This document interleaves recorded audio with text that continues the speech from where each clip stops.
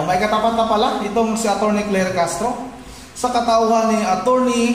Mike Operario, mga kababayan. Dito mga kababayan, sa video na ito, ibinubuking ni Atty. Mike itong si Atty. Claire Castro. Parehas itong abogado, mga kababayan, ha?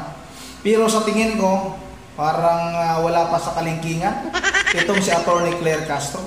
Kasi nga itong si Atty. Claire Castro, laging palpak, mga kababayan. Gagawa ng kwento, pero naman lagi namang nabubuking. O katulad na lang nito. Sinabi ni Atty. Claire Castro na kailangan mag-focus itong mga abogado ni Pangulong Duterte sa pagdepensa sa mga ebidensya daw, sa mga ebidensya na hawak ng prosecutor, mga kababayan. Madaming ebidensya daw.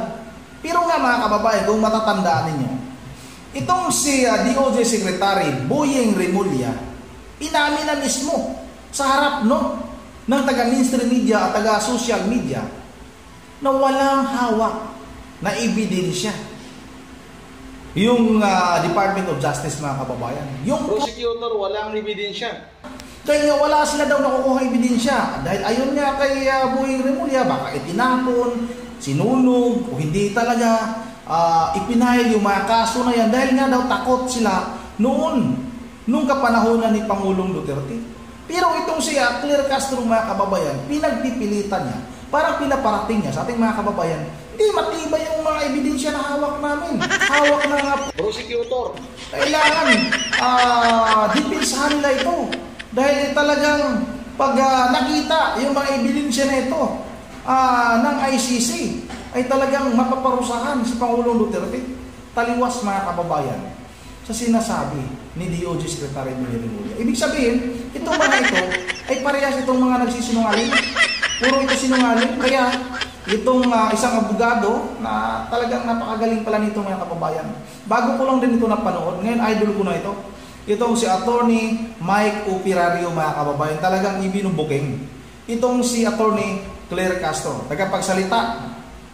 Kung bangag yung amo mo, ibig sabihin, mga kababayan, hindi nalalayo na ikaw ay mahahawa din sa kabangagan. Ito na, panoorin natin ito. Araw po sa ating lahat. Ito po muli si Atty. Mike Operario. Napanood niyo ba yung muling video na naman ni Yusek Claire Castro na pinagsasabihan niya yung abogado ni Rodrigo Duterte sa si Attorney Kaufman? Tingnan niyo yung sinabi niya rito. Concentrate on his defenses. He should concentrate on the allegations and admissions of the former president of his killings, and that he ordered the killings of some people in relation to war on drugs. And he also admitted that he will double the EJK killings once elected as a mayor. He should concentrate on that. That is supposed to be part of his defense for his client. He should also... Sinasabi ni Claire Castro dito sa kanyang video, tila pinagpipilitan niya ngayon na mayroong mga ebidensya laban kay President Digong. Dapat daw dito mag-concentrate ang abogado ni ex-President Rodrigo Duterte para madepensahan yung kanyang kliyente. Sayang daw yung binabayad sa kanya. Yusek, nag-uusap ba kayo ni Boyeng Remulla? Ang Secretary of Justice sinasabi, walang ebidensya. It is either destroyed or mahirap daw ma-obtain. Kaya nga hindi na nila isinampa yung kaso dito sa Pilipinas at hahayaan na nga daw nila yung Hague na lang ang mag-handle ng kaso. Ikaw naman, ang sinasabi mo, maraming ebidensya laban kay Rodrigo Duterte. At kailangan itong si Attorney Kaufman ay pag-aralan itong mga ebidensya nito laban kay Rodrigo Duterte para maidepensahan niya yung kanyang kliyente ng maayos. Ano ba talaga, ate? May ebidensya ba? O wala? O kaya, siguro dapat ikaw ang naging Secretary of Justice kasi para sa'yo may ebidensya eh. Kasi si Boyeng Remulla sabi niya, wala. So what is happening now? Anong nangyayari dito sa Malacanang? Apparently, hindi coordinated yung kanilang mga pagsisinungaling. Hindi coordinated, mga kababayan. Hindi coordinated yung kailang pagsisinungaling. Halata mo naman talaga Na itong si Atty. Claire Castro, wala nang ginawa ito mga kababayan kung hindi magsinungaling ng magsinungaling sa harap ng ating mga kababayan. O katulad na lang ng sinabi niya, ito napakakapal ng papel na ito. Ito yung mga barangay na cleared na sa droga. Nasa 4,000 mahigit na barangay. Sa buwan lang na ito, sa pizza lang na ito. Pero nung tinanong ni Edwin Santos kung anong mga barangay yan, walang may sagot. At sabi niya, hindi niya mapabasa yung mga nakalagay na mga barangay sa papel na yun. Kasi napakakapal daw talaga. Aabutin daw ng isang araw pag binasa niya yun.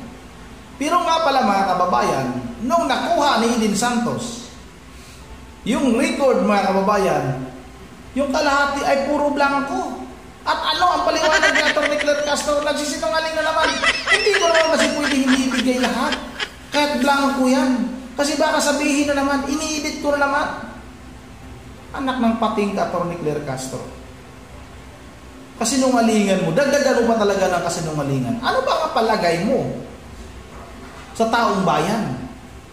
Porket ba abogado ka, tapos yung mga nakakapanood sa'yo ay hindi abogado, ay akala mo ba na ngayon, maluluko mo lang lahat? Maano mo na lang? Madala mo na lang sa mga kasinungalingan ninyo. Kung magsinungaling kayo, dapat coordinated naman. Kaya nga ito yung sabi ni Atty.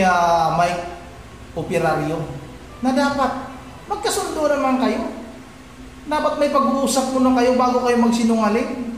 Kahit na mahalata na nagsisinungaling kayo, at least ay parang magkatugma.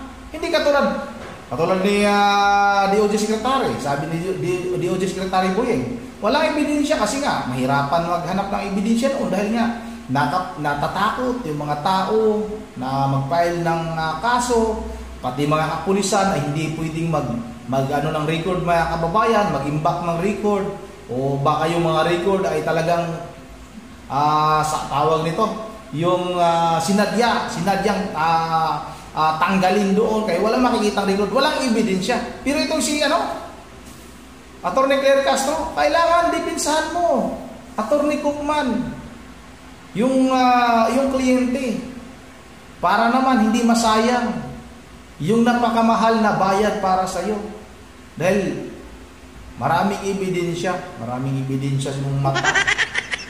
Pinaglulungko mo naman kami ng Castro. Ito pa rin natin ito. Story, the other is telling another story. At di sila magkasundo kung ano ba talaga yung linyada na kanilang susundan. Delikado ang ganitong klase ng posturing ng gobyerno kapag ang kanilang ginagawa ay hindi tungkol sa pag-inform ng tama sa mga tao.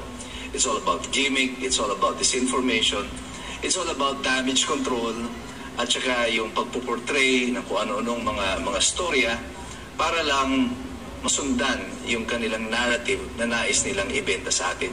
Ito yung sinasabi ko sa inyo, na tinatrato tayong parang kabuti ng pamahalaan na ito. Tinatago tayo sa dilim at pinakakain tayo ng dumi ng mga hayop. Grabe. They are keeping us in the dark and they're feeding us with horseshit. Kaya napakamahalaga po para sa atin ng mga mamamayan that we are well informed of the situation. Otherwise, it appears that this government is hell-bent on feeding us with horseshit. Pero sa ating pong pag-alam ng katotohanan, dapat po matuto rin tayong mag-aral sapagkat mahirap talagang makialam ang taong walang alam. God bless you, God bless us all. Mabuhay. Nakakatakot talaga itong gobyerno na ito. Dahil nga, naghahatid sila mga kababayan ng mga kasinungalingan. Marami na kasinungalingan. Ilang bisis na ba nagsinungaling itong administrasyong ito? Akala ba siguro nila ay hindi ramdam ng taong bayan. O ito mga kababayan, ito na naman yung mainit na balita ngayon. Katulad ng mga nawawalang sabongeros. Dinadawit na naman nila yung pangalan ni dating Pangulong Duterte. May koneksyon daw yung mga nawawalang sabongeros sa war on drugs ni dating Pangulong Duterte. Ibig sabihin mga kababayan, dahan-dahan na nila na ikinukunik itong si dating Pangulong Duterte. pagbibintangan na naman nila yan mga kababayan. Kaya tama itong si Attorney Mike Operario mga kababayan, na itong administrasyon ito ay naghahatid ng maling impormasyon. Hindi tama. Parang ano nga ito mga kababayan, mind conditioning lang. Kasi kung halimbawa marinig ng ating mga kababayan, lalong-lalo na sa mga taong wala talagang alam, maniniwala agad yung madali lang mauto, talagang paniniwalaan nila. Dahil pag nakita nila si Attorney Claire Castro, ito, ayos yung itsura nito, abogada ito. Siguro nagsasabi ito ng katotohanan. Yun pala mga kababayan, halos lahat ng sinasabi nitong si Attorney Claire Castro, puro lang kasinungalingan. Walang ano mga kababayan, walang tamang balita na inihahatid itong si Attorney Claire Castro sa ating mga kababayan. At itong lahat ng nasa administrasyong ito. Hindi nakapanipaniwala itong mga hinayupak na ito. Yun na naman dito lang muna at bago tayo magtatapos, ay mag-shoutout muna tayo ulit. Wala pa rin tayong internet, wala tayong internet dito. Kasi nasa baba tayo, hindi abot yung internet. Yun ang shoutout na lang ako kay Ma'am Virgil Perez ng Pulilan, Bulacan, kay Ma'am Joyce ng Japan, kay Ma'am Edisa Borby, kay Sid ng Camarines Norte, kay Emilia Pasua, at sa lahat-lahat na lang sa hindi ko matatandaan. Maraming salamat sa inyong patuloy na suporta. At once again, this is Ron TV, mga lahat. God save the Philippines.